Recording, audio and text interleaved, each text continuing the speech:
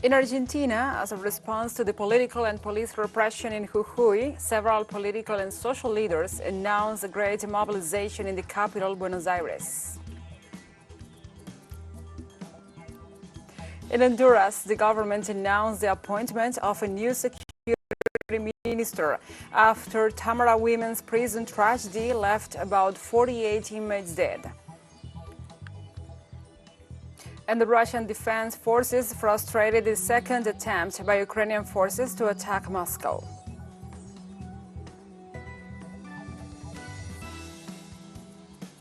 From the headquarters of TeleSUR English in Havana, Cuba, this is From the South. I'm your anchor, Gladys Quesada, and these are the news. Argentine authorities reported on Wednesday that the repression and the political crisis, which has paralyzed the province of Jujuy, has worsened after the approval of the constitutional reform. The last incidents took place on the Flag Day itself, a date of national importance for Argentina, which ended up stained red. Teachers, indigenous peoples, state workers, social and union organizations advanced through the streets of San Salvador de Jujuy, carrying Argentine flags. The order of the provincial executive, Gerardo Morales, to neutralize the protests generated a violent police repression that lasted approximately 4 hours and reported more than 170 injured and 68 detained. Political leaders foresee more protests due to the determination of the people of Jujuy.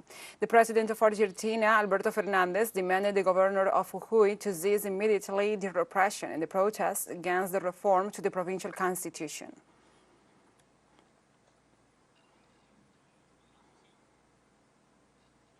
And also in response to the political and police repression in Jujuy, several political and social leaders have proclaimed in favor of great mobilization in front of the House of Jujuy in the Argentine capital.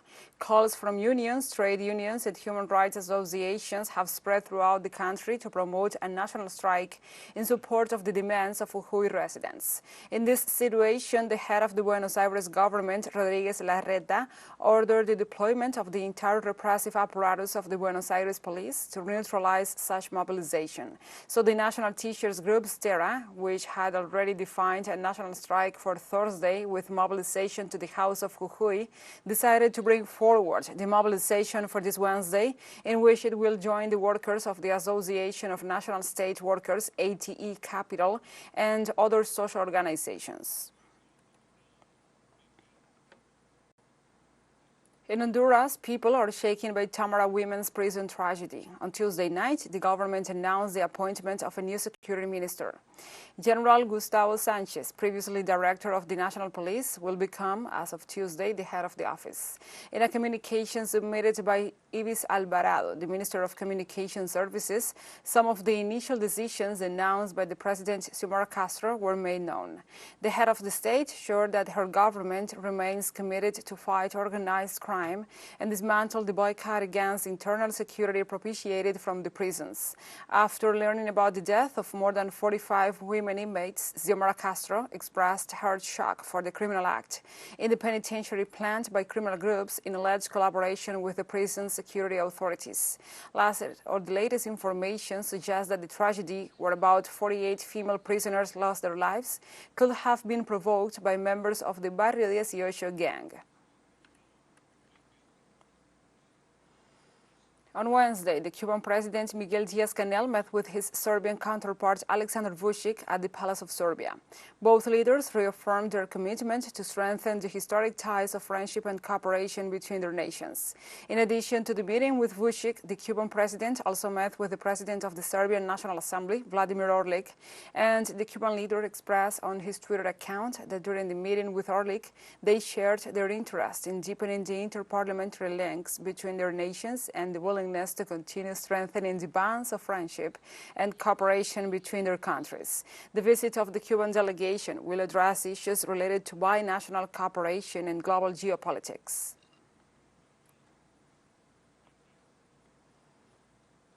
On Wednesday, the president of Brazil, Luiz Inácio Lula da Silva, started his agenda in Rome with a meeting with his Italian counterpart Sergio Mattarella at the Palazzo di Quirinale, and later he headed to the Vatican City where he met Pope Francis.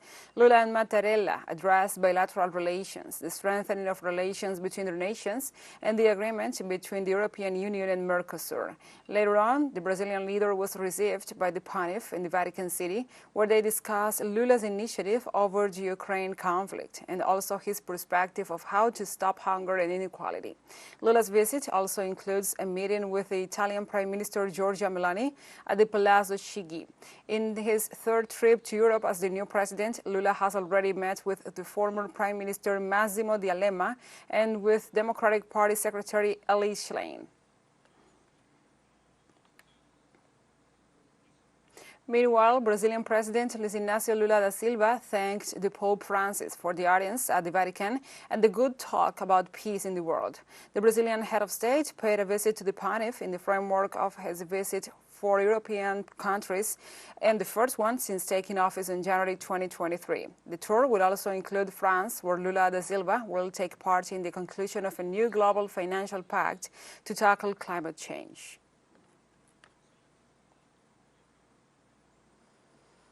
And the Brazilian Senate approved on Tuesday the Mais Médicos, which translates as More Doctors, a social program relaunched by the President Luiz Inácio Lula da Silva, which facilitates the hiring of foreign health personnel to attend the most vulnerable population and the most remote regions of the country. The program, which was abandoned by the right-wing Jair Bolsonaro, guaranteed care to 96 million people, and its relaunch intends to increase the number of doctors to 28,000. The foreign health professionals will be assigned to the posts of the single health system located in favelas and will be able to practice for 4 years in the country without having to revalidate their degree at the universities, and will receive salary and educational incentives to guarantee their permanence in places of the country that most doctors reject due to distance or isolation.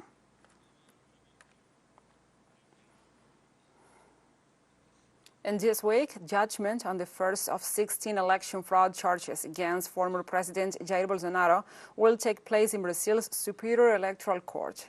In Recife, our correspondent Brian Muir explains the case. This week, Brazil's Superior Electoral Court is ruling on the first of 16 cases against former President Jair Bolsonaro for abuse of authority in order to aid his presidential campaign last year.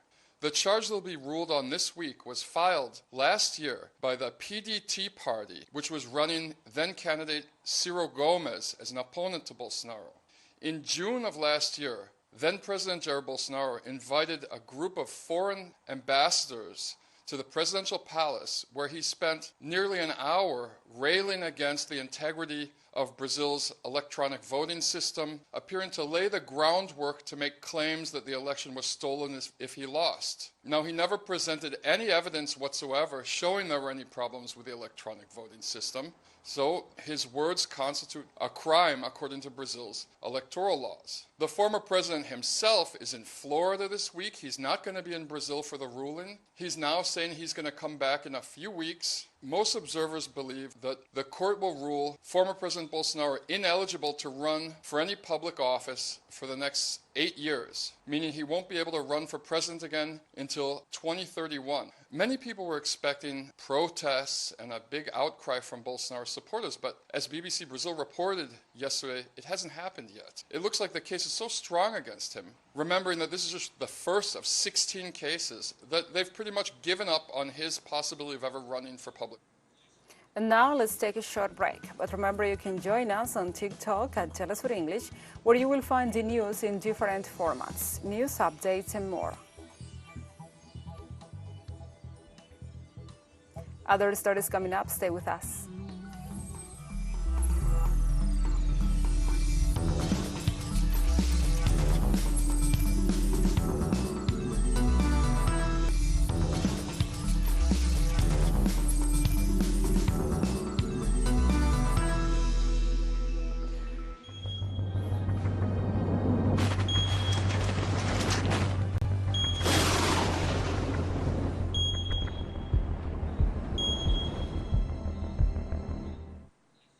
Welcome back. At least 13 people have been killed and thousands forced from their homes after a cyclone tore through southern Brazil. Torrential rains and strong winds on Thursday and Friday caused damage in dozens of towns in the state of Rio Grande do Sul, including its capital Porto Alegre, the latest in a string of weather-related disasters to hit South America's biggest country. So far, nearly 5,000 people were left with damaged houses, and about 84,000 people were without power. Brazil has been hit by a series of deadly weather disasters in recent years, which experts stated are being made worse by climate change.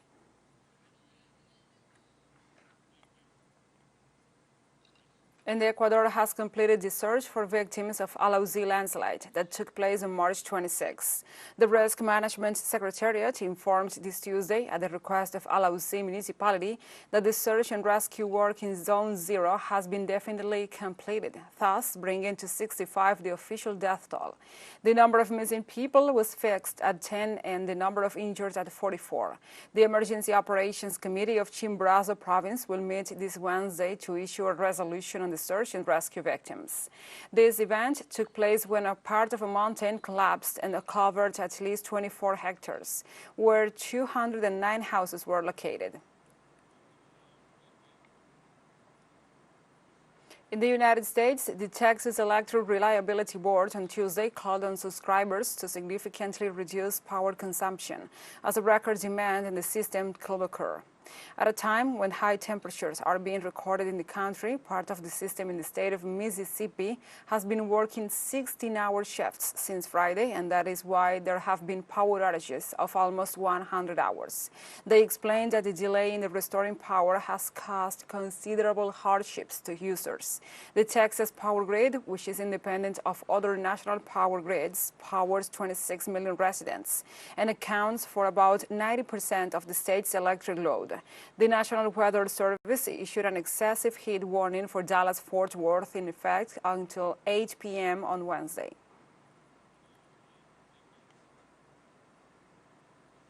In France, on Tuesday, the Nobel Prize-winning economist Esther Duflo called for a global climate tax and asserted that carbon emissions cost lives. Duflo denounced that rich countries impose a huge cost on poorer nations and asserted the global warming caused by rich countries will lead to increased mortality in poorer countries. We can ask ourselves what effect climate change will have on mortality in the poorest countries. To sum up, we can say that it will cause 73 deaths per 100,000 additional people. This figure may seem abstract, but what makes it very concrete is that it is equivalent to all the deaths due to infectious diseases today. So heat, just heat. I'm not talking about typhoons or floods. Just hot temperatures will cause more death every year between now and 2100 than malaria and AIDS put together. And all this death will occur in the poorest countries. So on the one hand, emissions come mainly from rich countries. On the other hand, mortality will be mainly in poor countries. So our behavior today, and I'm not even talking about the past and reparations, our behavior today is putting a price on human lives for every ton of carbon in the atmosphere. So if we put a price on these human lives, we can see that we are in fact imposing an enormous cost on the poorest countries through the way we choose to live today. And the United States Coast Guard said on Wednesday that rescuers searching for a missing tourist submersible near the wreck of the Titanic have detected underwater noises in the search area. Authorities also said that the 5 people on board are estimated to have less than 24 hours of oxygen left. All communication was lost with a 6.5-meter craft during its descent on Sunday to see the remains of the British passenger liner, which sits nearly 4 kilometers below the surface of the North Atlantic. Meanwhile, U.S. and Canadian Coast Guard ships and planes continued looking for the vessel, which was attempting to dive off the coast of Newfoundland, Canada. According to the U.S. Navy, rescue aid has been pouring in from around the world with a specialized winch system for lifting heavy objects from extreme depths, other equipment and personnel who joined the rescue efforts on Tuesday night. And China has described as extremely absurd and irresponsible the comments of the U.S. President Joe Biden, who called the Chinese President Xi Jinping a dictator. On Tuesday night, Biden offered a completely opposite account to the one referred to by his envoy to Beijing, Anthony Blinken. He assured that Xi Jinping confessed that he was ashamed of the Chinese balloon incident, which never happened. On Wednesday, Foreign Ministry spokesperson Mao Ning referred to the White House top official attitude, stating that it is a blatant political provocation, which violates all diplomatic protocol and undermines the dignity of Chinese politics.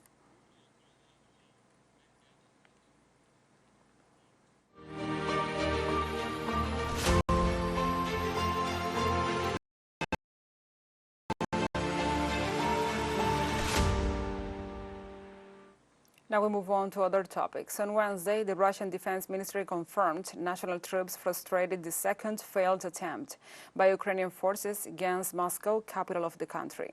According to a detailed report by Andriy Voroyov, the governor of Moscow region, 2 unmanned aircrafts overflew the Maro-Fominsky district, 30 kilometers from the capital.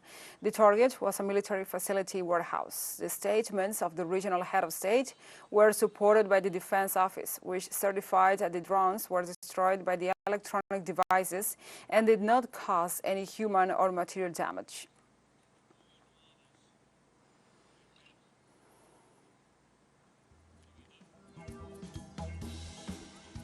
And TeleSUR English launches its own videos on demand site for you to go and revisit our interviews, top stories, special broadcastings, and more. Just go to the top left corner in our website homepage and click in the video option to access our VOD platform, where you can even revisit this news brief. And now we will go to a short break. Stay with us.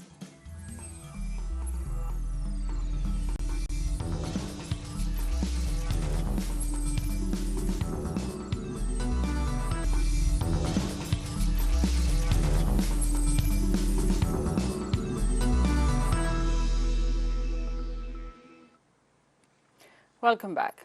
On Wednesday in Sierra Leone, police cracks down on opposition protesters in front of the Congress headquarters of the All People's Party in Freetown, the main opposition party in that nation. The demonstration comes a few days before Sierra Leoneans go to the polls. Some protesters accuse the Electoral Commission and its chairman, Mohamed Konek, of alleged bias in favor of the ruling party. A week ago, the Electoral Commission delivered sample electoral data to the party, but later withdrew it, claiming that the document contained some errors. Meanwhile, demonstrators demand the publication of a more detailed electoral census. In a statement on Tuesday, the President Julius Maada Bio, who is running for a second term, promised citizens free and fair elections, stressing that the polls will be held on Saturday, June 24th as scheduled.